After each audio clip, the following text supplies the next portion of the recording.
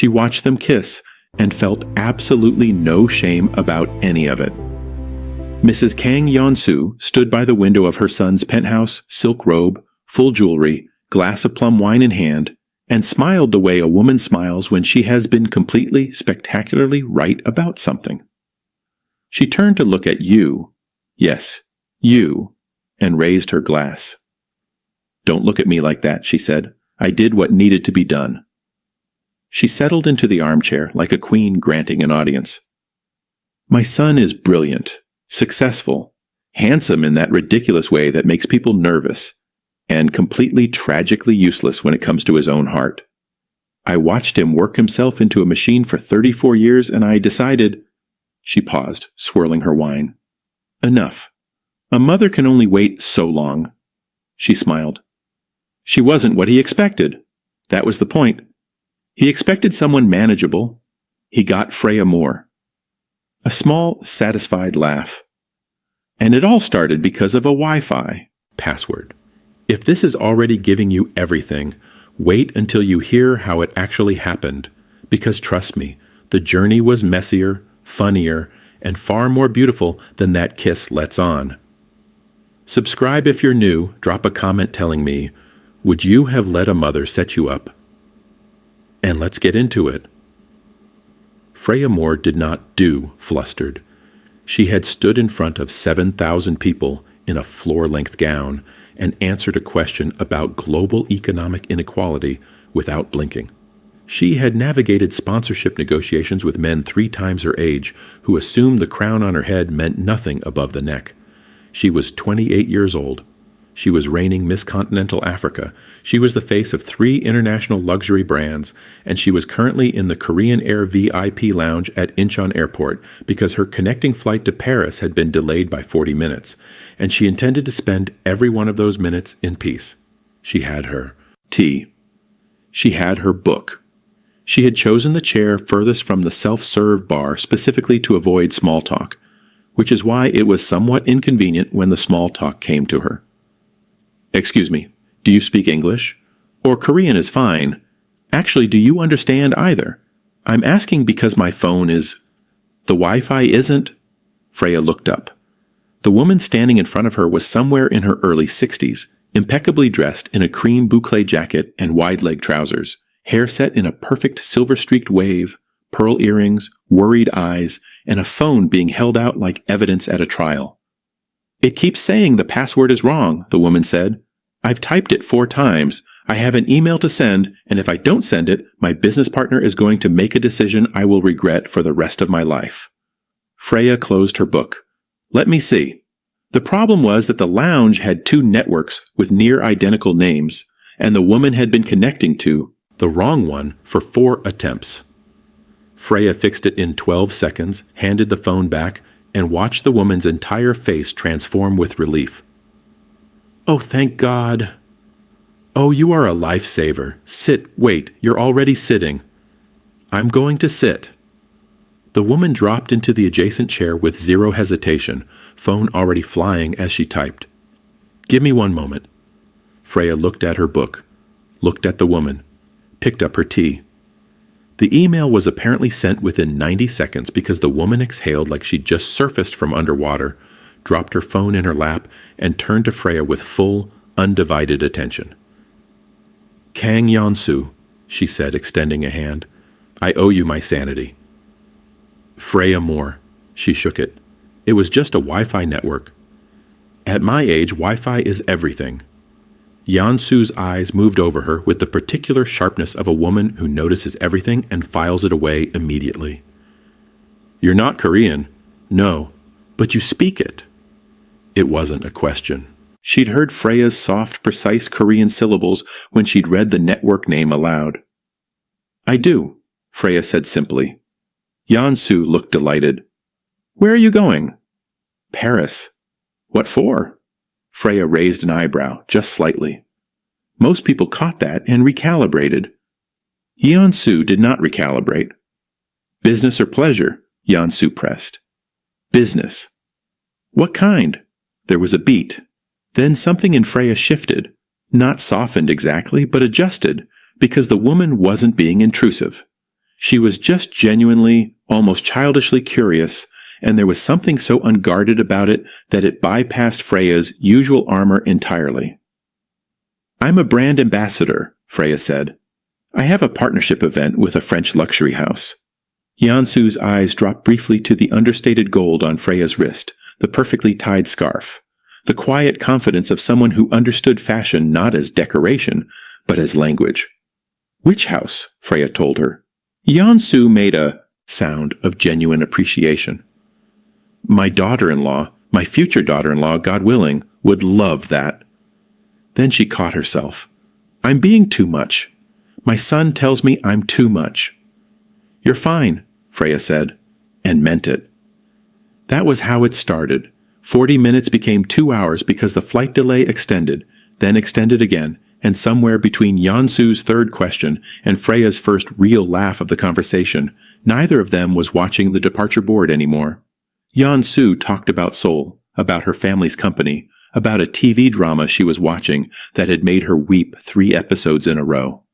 Freya talked about Lagos, about what it meant to carry a crown in rooms that hadn't been built with you in mind, about a fabric designer in Accra she was quietly trying to help break into the European market. Yeon-soo listened to that last part with her full body.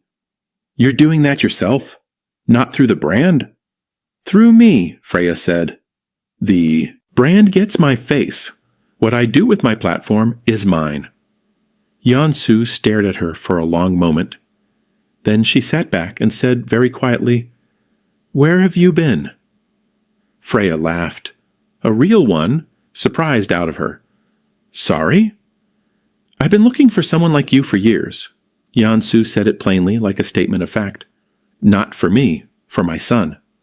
And there it was. Freya's expression didn't change drastically, just a small, composed settling. "Ah, don't do that face. I'm not a strange woman. I'm a mother who is tired."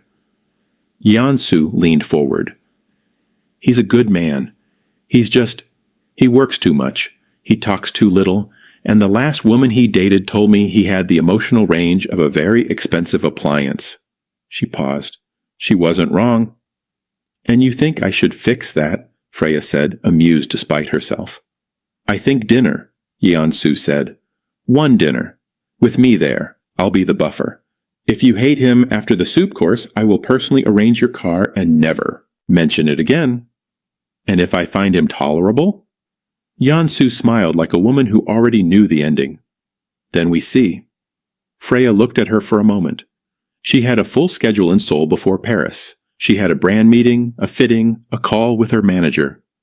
She had absolutely no business agreeing to a dinner engineered by an airport stranger, no matter how charming. "One dinner," Freya said, "and you stay the whole time." Yeon-soo had her number saved before the gate announcement finished echoing. The restaurant Yeon-soo chose was the kind of place that didn't have a sign outside because if you needed a sign, you weren't meant to be there. Private dining room, floor-to-ceiling glass overlooking the Han River, a menu that changed daily based on what the chef felt like expressing. Freya arrived in a deep burgundy wrap dress and minimal gold, her locks pinned at the crown, and every member of staff they passed did a small involuntary double-take. Yeon-soo was already seated and stood immediately when Freya walked in, taking both her hands like she was greeting someone she'd been waiting years for, which, Freya would later realize, she had been. "You look extraordinary," Yeon-soo said, meaning it completely. "Thank you. You look wonderful yourself." Freya meant that too. Yeon-soo had worn midnight blue and her best pearls and the energy of someone who had won something before the game started. They sat. They ordered tea. Freya looked at the empty third chair and said nothing. At 8:17, Kang Soo-hyun arrived. He was tall in the way that announced itself without effort. Not aggressively, just undeniably. Dark hair, sharp jaw, the kind of bone structure that suggested his mother had once been equally devastating. He was wearing a black suit. Of course he was wearing a black suit. He scanned the room, found his mother, and walked over with the contained, measured stride of a man who moved through every space like it was a boardroom. His eyes landed on Freya, and something flickered there. Brief, quickly neutralized. Before he pulled out his chair and sat down. You're late, Yeon-soo said pleasantly. 7 minutes, he said. Traffic. Freya was on time. Freya, he said, turning to her with a polite, professionally calibrated smile, doesn't run 3 subsidiaries. It wasn't rude exactly. It was just sealed, like a room with no windows. Freya smiled back with equal politeness. No, I only manage my own career, a foundation, and 2 ongoing brand partnerships, so considerably lighter. A small silence. Yeon-soo looked between them with the bright, careful eyes of someone watching a weather pattern develop.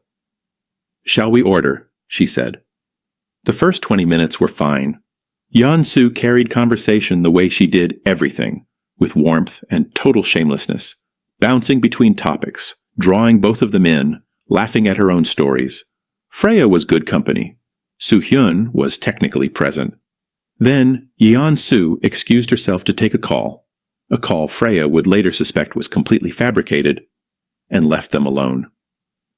The silence lasted approximately 4 seconds.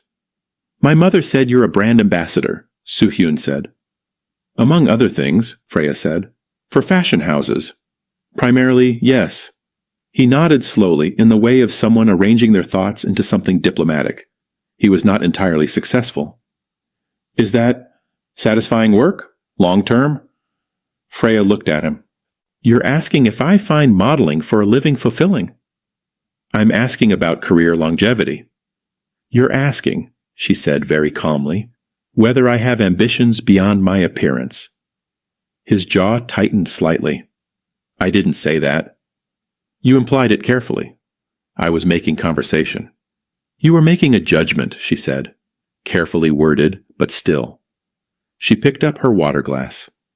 I have a business degree from LSE, a foundation that has funded 17 small textile businesses across West Africa, and a brand partnership that I negotiated myself without an agent because I read contracts better than most lawyers. But yes, I also wear beautiful clothes well. It's a broad portfolio. The silence that followed was a different texture than the one before. Something moved across Soo-hyun's face, not quite embarrassment, more like a man recalculating after underestimating the distance. Then, because he was who he was, instead of simply acknowledging it, he said, You're very quick to assume criticism. Freya's eyes cooled by precisely 3 degrees. And you're very quick to offer it. I was asking a question. With a tone. You don't know my tone. I've been reading Room since I was 19 years old, Freya said pleasantly. I know your tone. Yeon-soo returned to the table at this exact moment, took one look at her son's expression and Freya's perfectly composed stillness, and understood everything. She sat down. She smiled. She ordered dessert. By the time the bill arrived, the conversation had been steered back to neutral ground by sheer force of Yeon-soo's personality, but the damage was specific and structural, and both of them felt it. They said goodbye with courtesy and nothing else. Soo-hyun put his mother in her car, exchanged a look with the driver that communicated nothing, and left. In her car, Freya sent Yeon-soo a message. Thank you for dinner. The food was beautiful, gracious, final. Yeon-soo stared at the message for a long moment. Then she called Bokja. Bokja had worked for the Kang family for 22 years. She had raised Soo-hyun through 2 international moves, 3 family crises, and 1 period where he had refused to eat anything except ramyeon for an entire month when he was 9. She was small, unsmiling in the way that meant she was always about to smile, and she had the institutional knowledge of a woman who had seen everything this family was capable of and remained anyway. She answered on the 2nd ring. The dinner was a disaster, Yeon-soo said without preamble. A pause. How bad? He implied she was shallow within 20 minutes. Another pause. She handled it beautifully, left him looking like a fool without raising her voice. And he reacted to being outmatched by getting stiffer, yes. Bokja made a sound that was not quite a sigh and not quite a laugh. So we're doing this. We're doing this, Yeon-soo confirmed. Bokja was quiet for a moment. Then, I want it on record that I think there are simpler ways, Bokja. But I will help. Yeon-soo smiled out the car window at Seoul, moving past in its bright, indifferent way. She's remarkable, she said, softer now. The real kind. The kind that doesn't need anything from anyone and chooses you anyway. He needs someone like that. Someone who won't rearrange herself for him. He needs someone who'll tell him when he's being insufferable, Bokja said. That too. Yeon-soo straightened. She agreed to one dinner. I need to give her a reason to agree to a second. She said no second dinner? She said goodbye very politely, which is worse. Bokja exhaled. What are you thinking? I'm thinking, Yeon-soo said. Same time next week, same restaurant, completely different reason. A pause. Call them separately. Madam, I am not calling that woman and lying to her face. Not lying. Framing. That's the same. Bokja. The boy is 34, and he just insulted the most impressive woman I've met in a decade. We don't have time for ethics. A very long pause from Bokja's end. Fine, she said, but I'm logging this as emotional labor. Log whatever you want. Call them both. Soo-hyun didn't think about the dinner. This was what he told himself. He was a busy man. He had a quarter-end review approaching and 2 international partnerships requiring his attention and approximately 14 other things that mattered more than a dinner his mother had arranged without asking him. He didn't think about the dinner. He thought about it twice on Wednesday. Once while reviewing a contract on Thursday, and on Friday morning he found himself staring out his office window at the Han River and thinking about the specific, unhurried way she had said you were making a judgment. Not hotly, not to wound, just with the absolute confidence of a woman who didn't need him to agree. He did not examine why. This was occupying space in his head. He was a very busy man. His phone buzzed. His mother. Dinner Saturday. Just family. Bokja made japchae, your favorite. 7 p.m. He typed back, fine. He did not think about the dinner for the rest of Friday. Saturday arrived, and Soo-hyun wore a black suit. He drove himself to the restaurant, the same one which he noted but didn't question because his mother had her favorite places, and this was one of them, and walked into the private dining room at exactly 7 o'clock because he was, whatever his flaws, punctual. Freya Moore was already seated. She looked up from her menu. He looked at her. They looked at each other with the matching expression of 2 people who have just understood that they have been maneuvered by a woman in pearls. She told me family dinner, Freya said. She told me japchae, he said. A beat. Freya set her menu down slowly. There was no japchae on the table. There was, however, a bottle of wine already breathing, 2 place settings, and a handwritten card from Yeon-soo that Freya had apparently already opened and read. She slid it across the table without a word. You were both terrible. Try again. I love you. Don't call me. Iyama. Soo-hyun. Read it twice. Then he set it down, pulled out the chair across from Freya, and sat in it with the resigned composure of a man who knew his mother and had simply miscalculated today's threat level.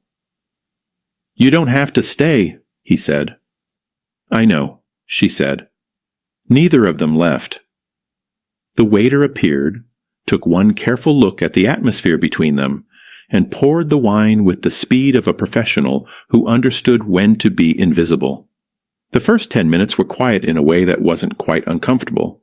Freya ordered with the ease of someone who knew what she wanted. Soo-hyun watched her briefly, then ordered without looking at the menu, which meant he either came here enough to have it memorized, or he simply didn't care about food when something else had his attention. Freya filed that away without comment.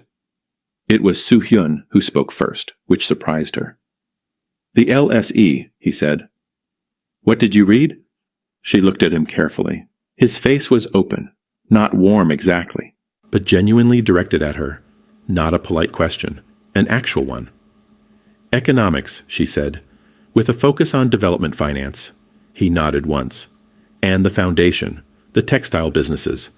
How do you structure the funding? Grants or equity? Blended, small grants for setup, equity stake if they scale past the first year. I stay involved. She paused. Why? My company launched a similar initiative in Vietnam 2 years ago, he said. We underestimated the cultural infrastructure needed and it failed in 14 months.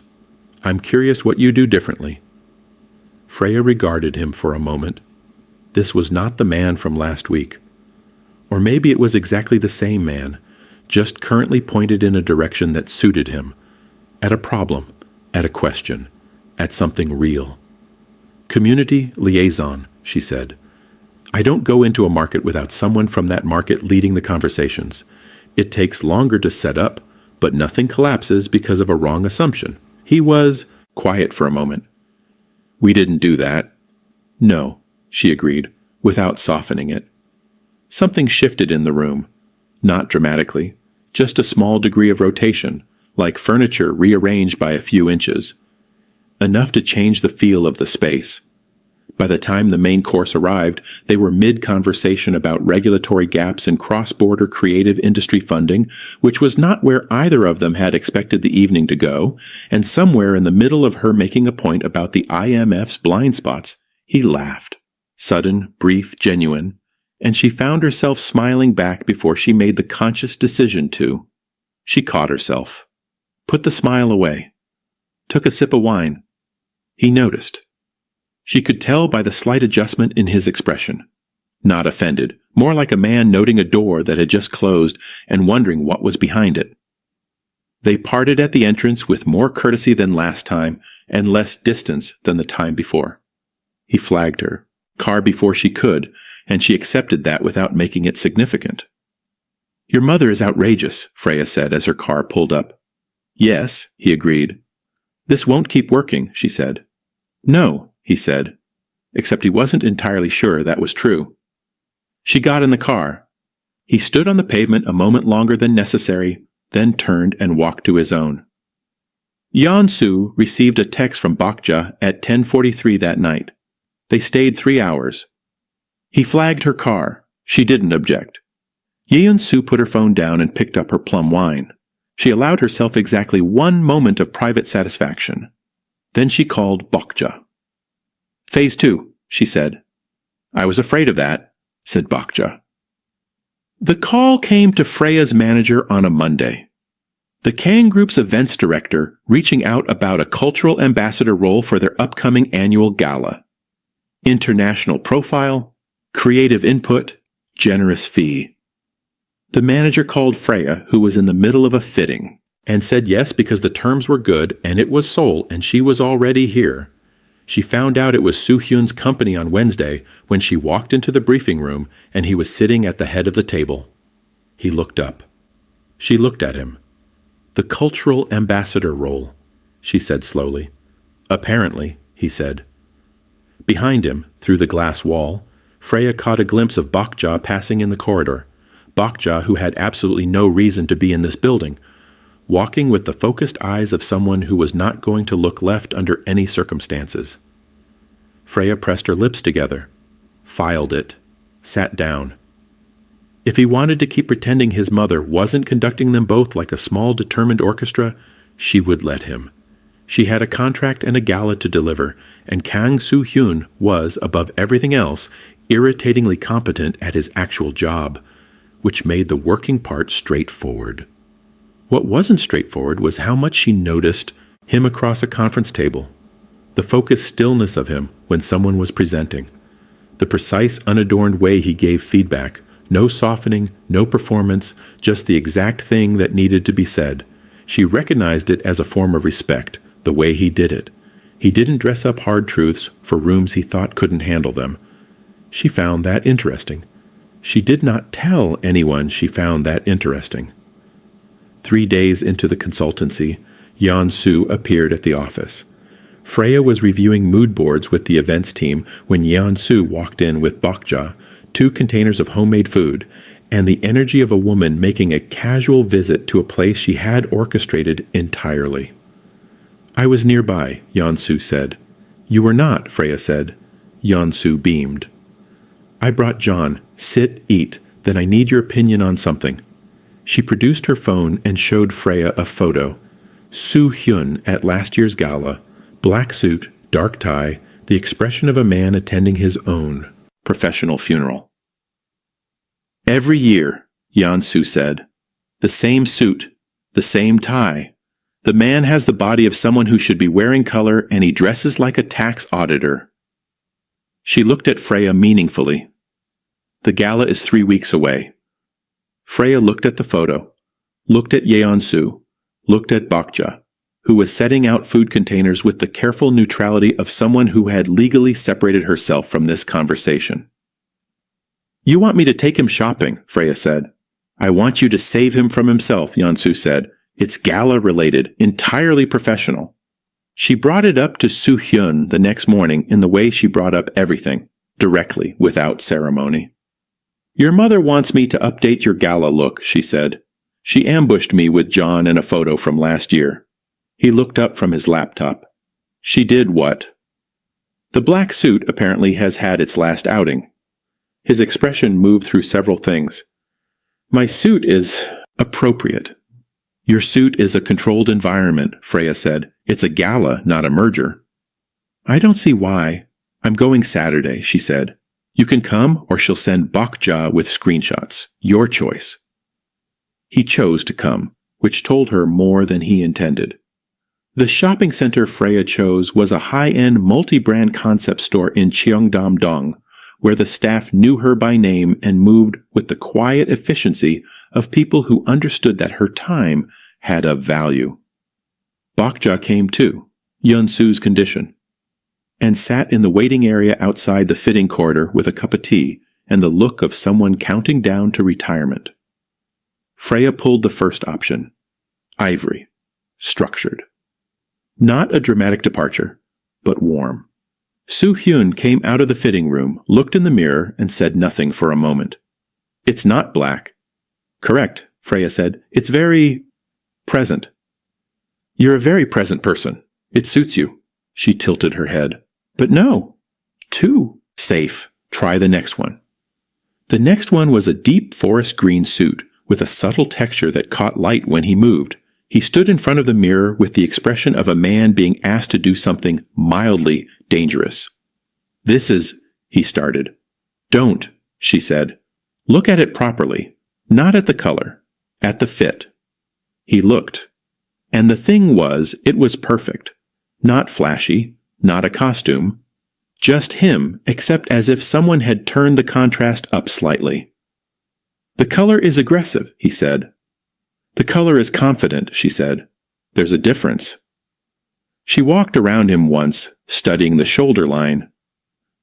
"You wear black because it removes the variable. You don't have to think about it.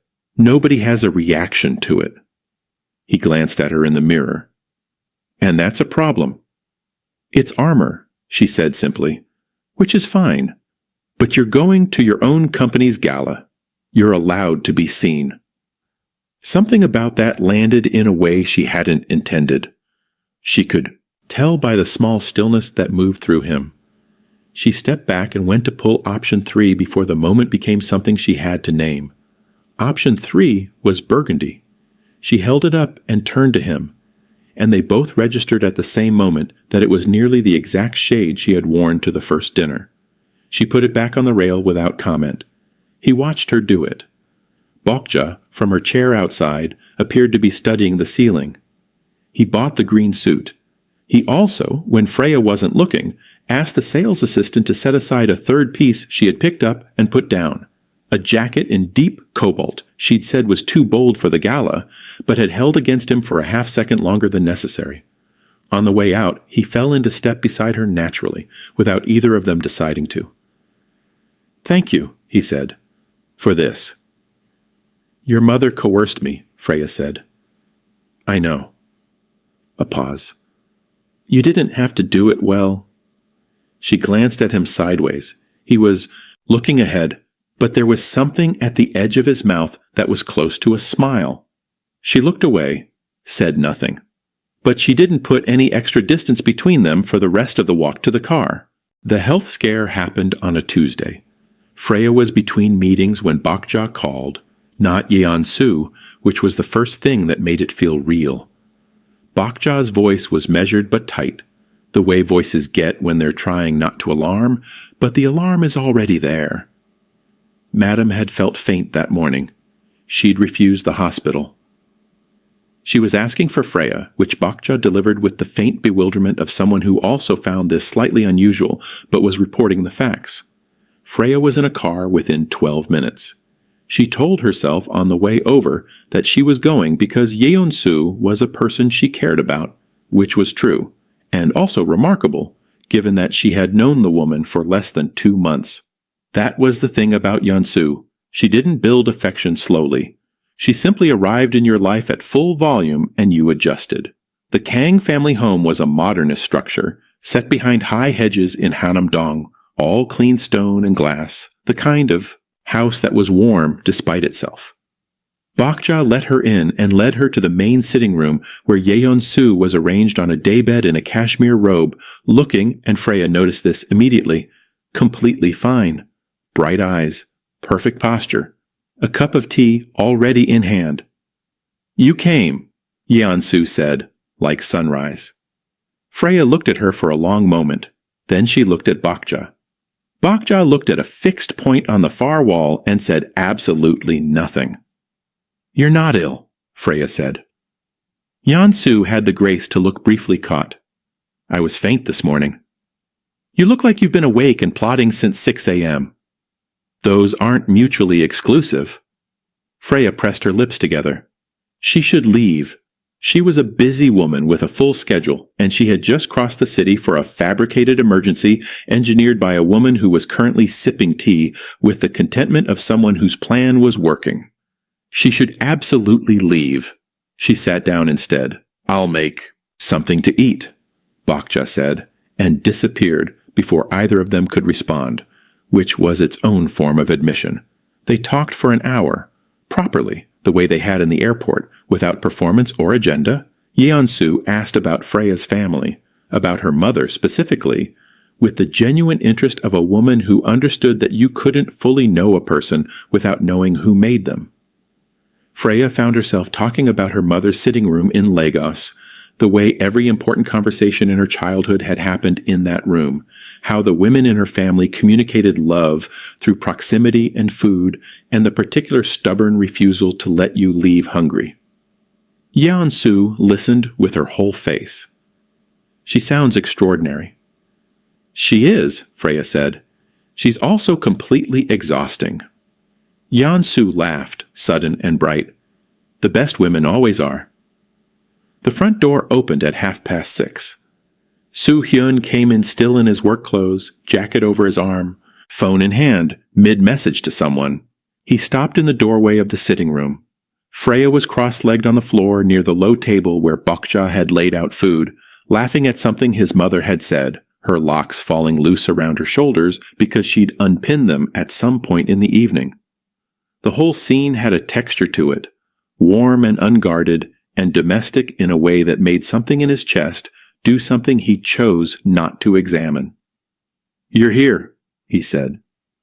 "Bokja called me," Freya said, straightening slightly. "Your mother was apparently faint."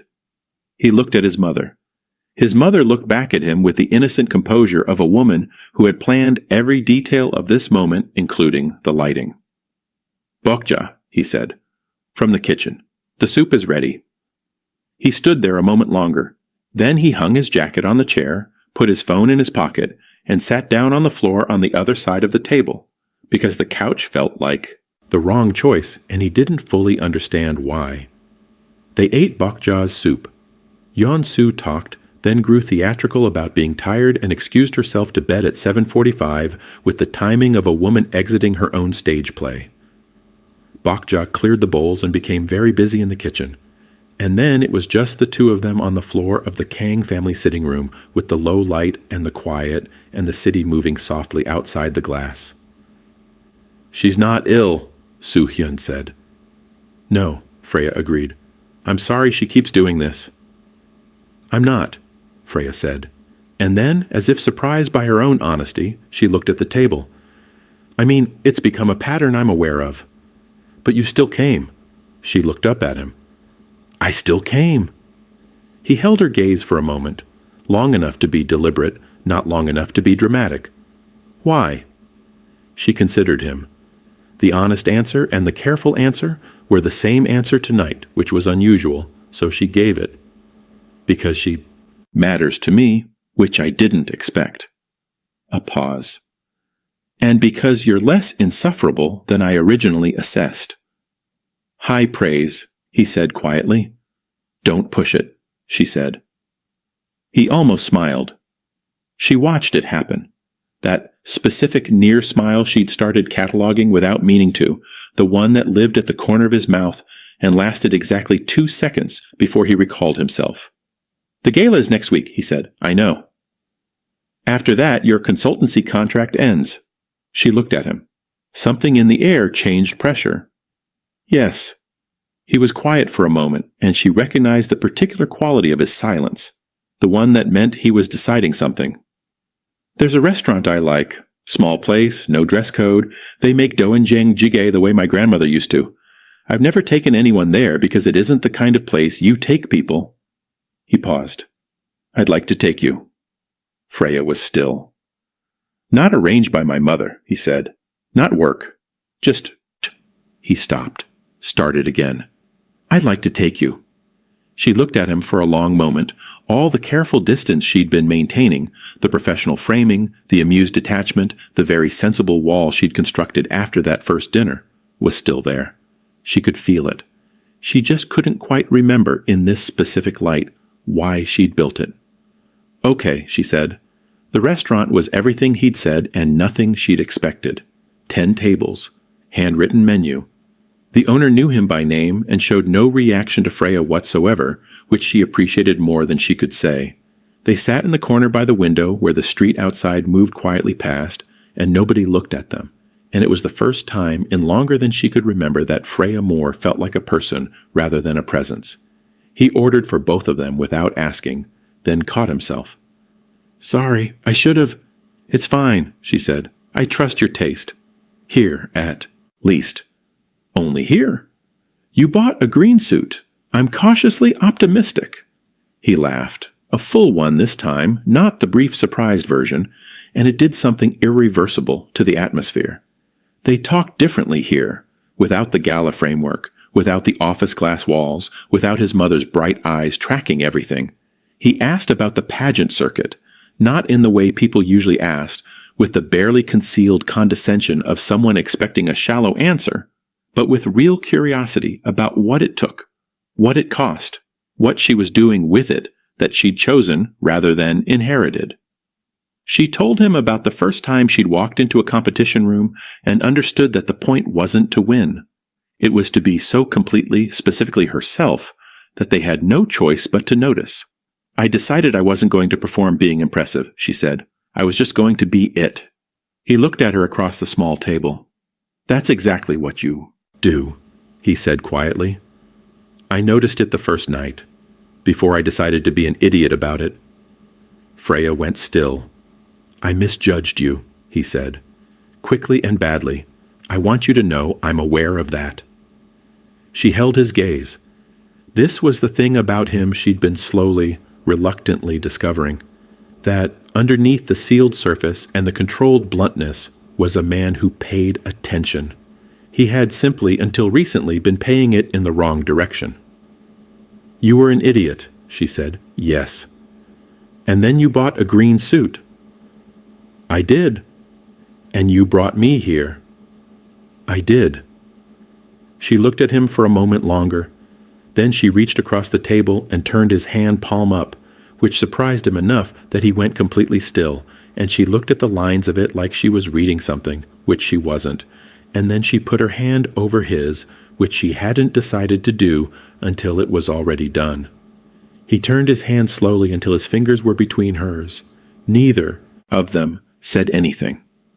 Walking out later into the cool night air, they stood on the pavement in the quiet of a street that asked nothing of them, and he turned toward her at the same moment she turned toward him, and the kiss happened the way things happen when they've already been decided, without rush, without drama, just the soft, certain fact of it. Her hand against his chest, his hand at her jaw, the city carrying on indifferently around them.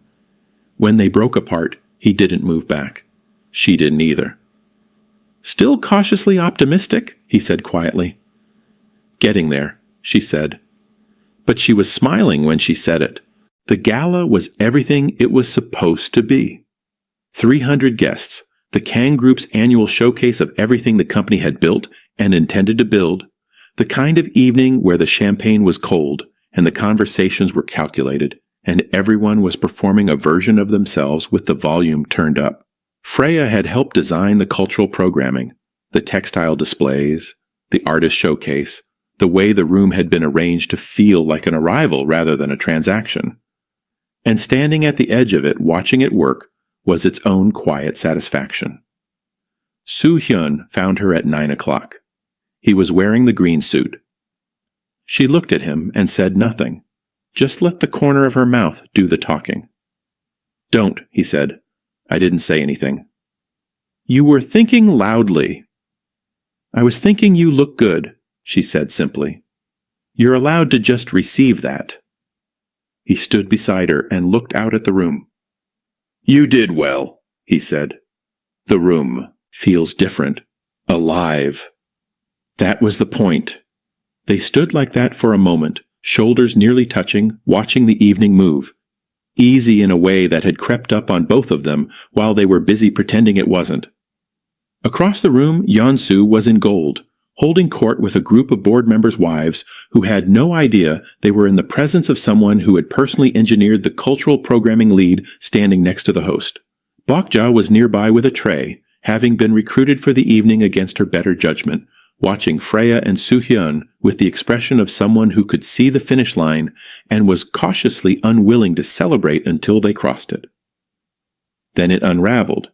It was a board member, older, jovial, the kind of man who said things at parties he would never say in meetings. He found Soo-hyun near the bar and clapped him on the shoulder and said, "Loud enough? Your mother really pulled this one together, didn't she? Had her people call the ambassador, arrange the whole consultancy herself, smart woman?" He raised his glass toward Yeon-soo across the room.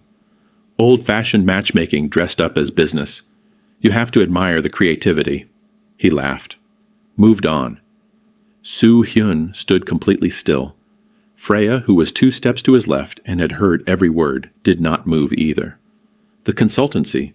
She'd known about the restaurant. She'd known about the health scare. She had not known about the consultancy, had not known that her manager's call had been arranged, that her presence in that briefing room had been constructed from the ground up, the contract she'd agreed to on the strength of its terms, the work she'd done, the room she was standing in, the past 3 weeks of proximity, all of it routed back to Yeon-soo. She set her glass down, quietly, and walked toward the exit. Soo-hyun watched her go. Then he looked at his mother, who had seen everything from across the room and was already standing, gold dress catching the light, the bright composure of her face doing something complicated. He walked to her. "The consultancy," he said. Low, controlled. "Soo-hyun, the consultancy, Aoma. Not just the restaurant. The contract." Yeon-soo held his gaze. "Yes." "She didn't know." "No." He looked at his mother for a long moment. Yeon-soo looked back at him without flinching, because she was not a woman who flinched, but there was something in her eyes that was as close to apology as her nature permitted. "You should go after her," Yeon-soo said. "You should have stayed out of it," he said quietly. Then he walked away. He found Freya outside on the terrace steps, coat over her gala dress, looking out at nothing in particular, with the still composure of a woman who was feeling a great deal and showing very little of it. The city breathed below them. He stood beside her, and didn't say anything right away, because he knew her well enough now to know she didn't need filling. "The foundation work is real," he said finally. "You know that." "I know," she said. "Everything you built in that room tonight." "I know," she said again, softer. "That's mine. I know that." She exhaled. I agreed to that contract because it was good work. Not because of any of this. and I didn't know I couldn't tell the difference." He was quiet. "It's not about the scheme," she said. "I knew she was scheming. I let her, which is its own thing. It's that I didn't know how far back it went." She looked at him. "Did you?" "No," he said. "I found out the same moment you did." She searched his face, found nothing but the particular directness she'd come to trust, looked away. "I'm not angry at her," Freya said. "I should be. I can't quite get there." A pause. "She's impossible to be angry at." "I've had 34 years of practice," he said. "I still can't manage it." Something loosened slightly in the air. He turned toward her. "Need to tell you something, and I'd like to do it before my mother appears on this terrace in 3 minutes, which is approximately how long she'll wait." Freya looked at him. "Everything she arranged, the restaurant, the consultancy, all of it." "I would have got there," he said. Slower, badly, probably with another miscalculation somewhere, but I would have got there. He held her gaze. "Because I have not been able to stop paying attention to you since the night you told me I had a tone, which I did." She was very still. "You're the only person I've met in years who doesn't rearrange themselves around me," he said. "Do you know how rare that is? Do you know what it's like to be in a room with someone who simply is what they are, completely, with no adjustment for the audience?" He stopped, started again, more quietly. "I didn't know what to do with you, so I was an idiot. And then I bought a green suit." "And then you bought a green suit," she said. "And then I brought you to my restaurant." His voice dropped. "And then you put your hand over mine." The terrace was quiet. The city below them carried on in its vast, indifferent, beautiful way. "Freya." He said her name like it was a full sentence. "I am asking you, directly, without my mother's involvement, to be with me, properly, just us." She looked at him for a long moment. All the careful cataloging she'd been doing, the near smiles, the precise silences, the moment in the fitting room, his hand turning in hers, assembled itself into something clear and inevitable. "You're still occasionally insufferable," she said. "Yes," he agreed, "and your default suit color is a problem we'll continue to address. Apparently. And if your mother ever engineers my professional life again, I will handle her directly." "I'll help you," he said. She stepped forward and kissed him. Her choice, her timing, no city pavement and no ambient moment deciding it for her. Just her hands, against the lapels of the green suit and his arms coming around her and the absolute, unhurried certainty of it. When she pulled back, she said, "Yes, properly, just us." He exhaled like he'd been holding something for a long time. Behind the terrace door, which had been cracked open for the last 4 minutes, Yeon-soo pressed both hands to her mouth and turned to Bokja, who was standing with crossed arms and a deeply compromised expression, because she was also smiling. "I told you," Yeon-soo whispered. "You meddled outrageously," Bokja whispered back, "and it worked." Bokja looked through the glass at Freya laughing at something Soo-hyun said, at the green suit, at the particular way he was looking at her like she was a solution to a problem he hadn't known he had. She pressed her lips together. "It worked," she confirmed. Yeon-soo straightened, walked serenely back to the gala, found her table, opened her clutch, and took out a small notebook, cream leather slightly, battered, and on the page with Freya Moore's name, she drew a careful little heart. Then she closed it, ordered champagne, and looked very pleased with herself for the rest of the evening. "So, would you have let a mother set you up? Or would you have walked out after that first dinner? Drop your answer in the comments. I want to know exactly how stubborn you are. If you made it all the way here, you already know what to do. Like this video, share it with someone who needs a love story today, and subscribe so you don't miss what's coming next. The Nesties always know first. I'll see you in the next one.